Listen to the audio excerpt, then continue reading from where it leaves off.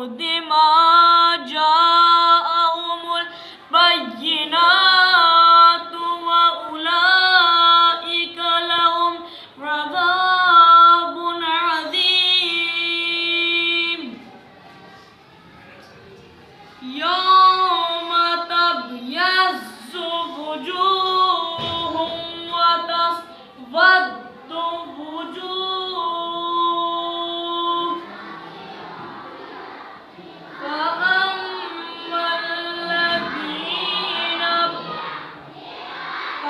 فأما الذين اسودت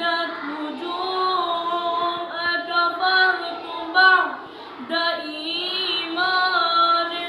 فذوقوا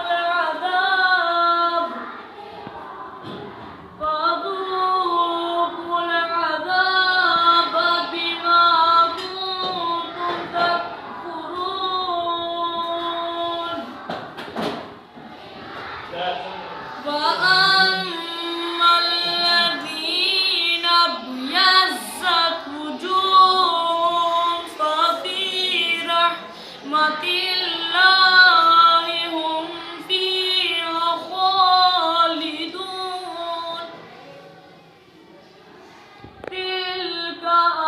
آيات الله نتلوها عليك بالحق وما الله يريد ظلما للعالمين ولله ما في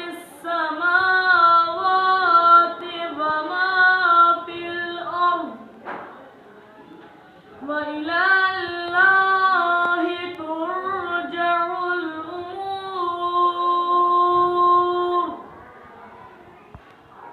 كنتم خير أمة أخرجت للناس تأمرون بالمعروف وتنهون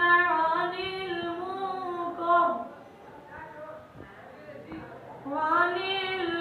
المنكر وتؤمنون بالله ولو آمن أهل الكتاب لكان خيرا لهم منهم المؤمنون وأكثرهم الفاسقون لن يضروا